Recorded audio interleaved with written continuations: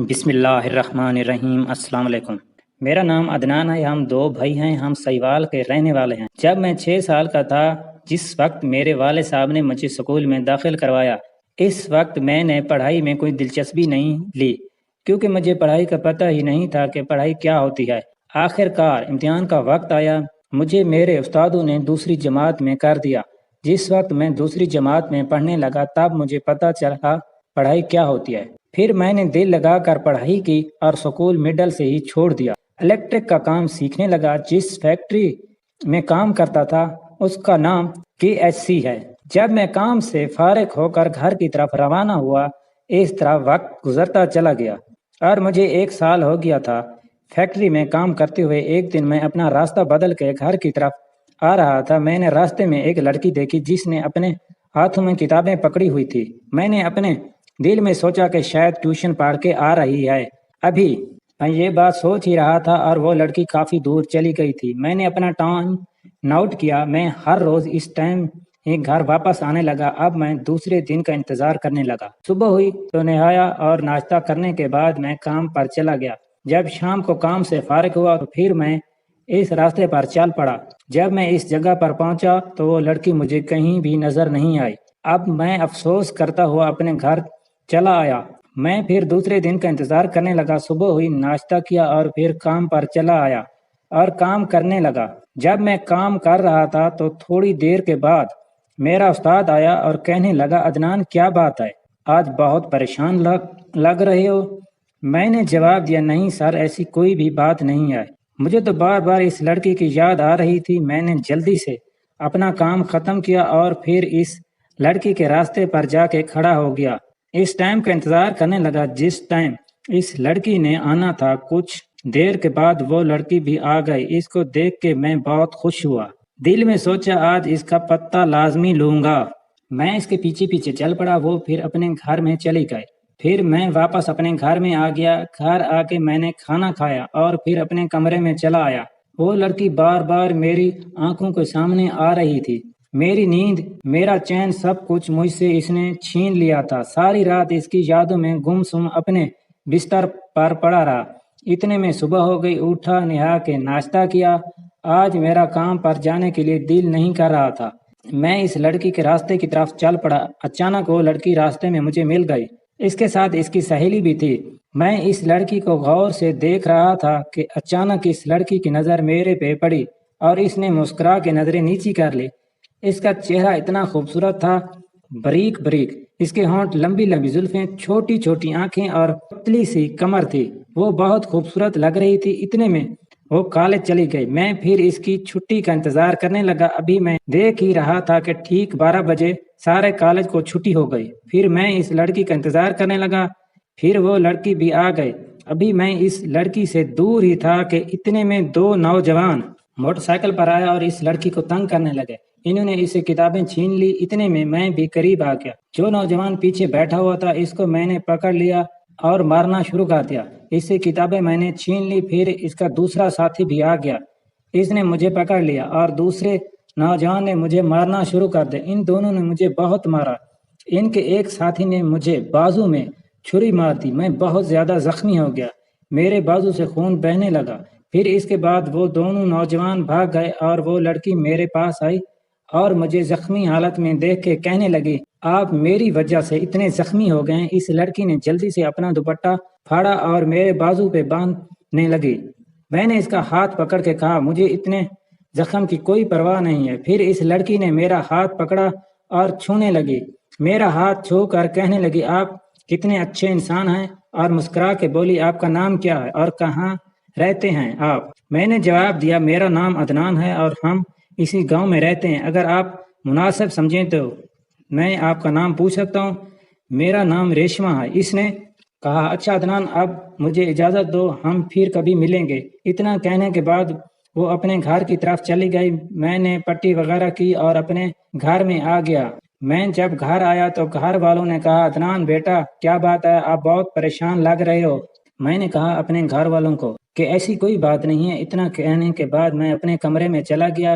میں یہ بات سوچ رہا تھا کہ کس طرح اپنی محبت کا اظہار کروں۔ اچانک مجھے نیند آ گئی۔ جب صبح ہوئی میں اٹھا اور نہانے کے لیے باتھ روم میں جانے لگا۔ میں نے باتھ روم سے باہر ہی اپنی قمیض اتار دی۔ میری امی کی نظر میرے بازو پہ پڑ گئی۔ اس نے میرا بازو دیکھ لیا۔ میرے بازو پہ پٹی بندھی ہوئی تھی۔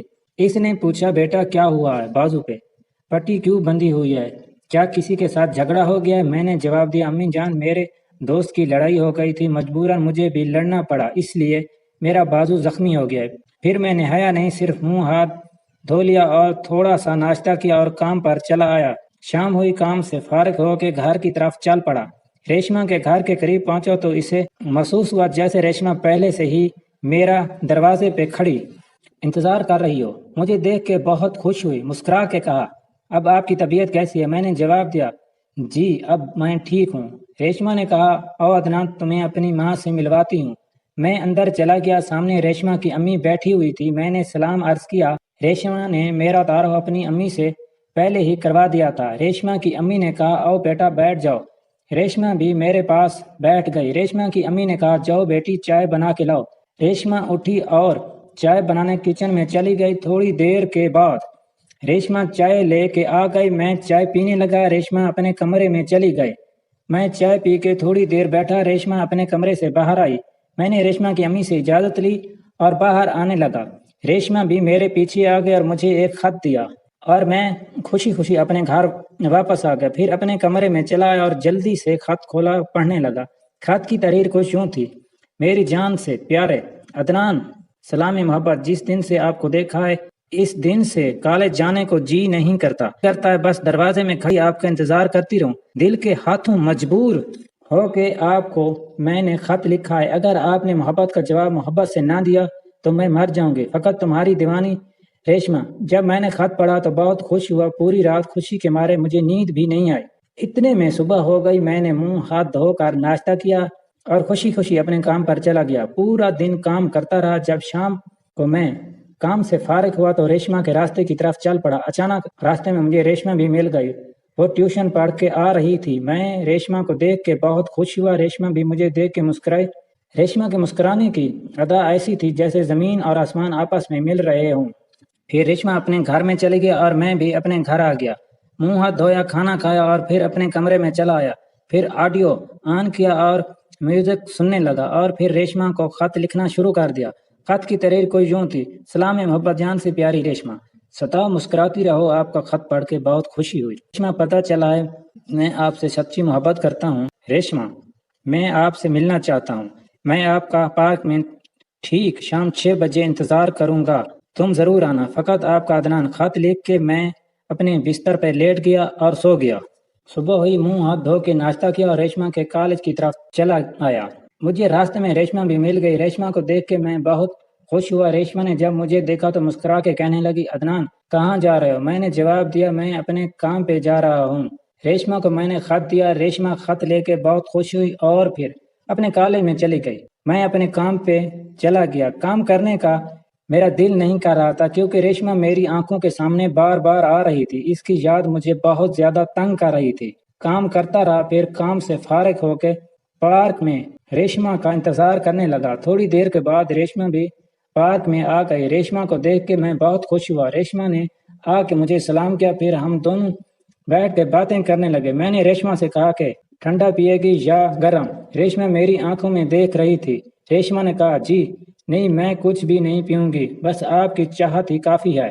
ریشما نے کہا، تم مجھے آزمانا چاہتے ہو؟ ریشما، ایسا تو میں نے سوچا بھی نہیں ہے۔ ریشما، آپ مجھ سے وعدہ کرو، مجھے چھوڑ تو نہیں دو گی؟ ریشما نے جواب دیا، عدنان آپ کی محبت کی قسم، تمہارے لیے تو آگ کے شعلوں پر چلنا پڑا تو چل لوں گی۔ نہیں ریشما، میں اپنے پھول کو جلتے ہوئے نہیں دیکھ سکتا۔ ریشما، مجھے آپ کی قسم، اپنی جان پر کھیل کر بھی آپ کو اپناؤں گا۔ ہم نے وہاں بیٹھ کے قسمیں وعدے اقرار کیے۔ ہمیں کافی دیر ہو گئی۔ ریشما نے کہا، اچھا عدنان، اب میں چلتی ہوں۔ ریشما نے مجھے خدا حافظ کہا اور چلی گئی۔ میں واپس اپنے گھر آ گیا، سیدھا اپنے کمرے میں چلا گیا۔ مجھے ریشما کی یاد بہت تڑپا رہی تھی، جیسے ملے ہوئے ہمیں صدیوں کا ٹائم بیت چکا ہو۔ مجھے ریشما کی یاد بار بار تنگ کر رہی تھی۔ مجھے نیند بھی نہیں آ رہی تھی۔ میں جب سونے کے لیے اپنی آنکھیں بند کرتا تو ریشما میرے سامنے آ جاتی۔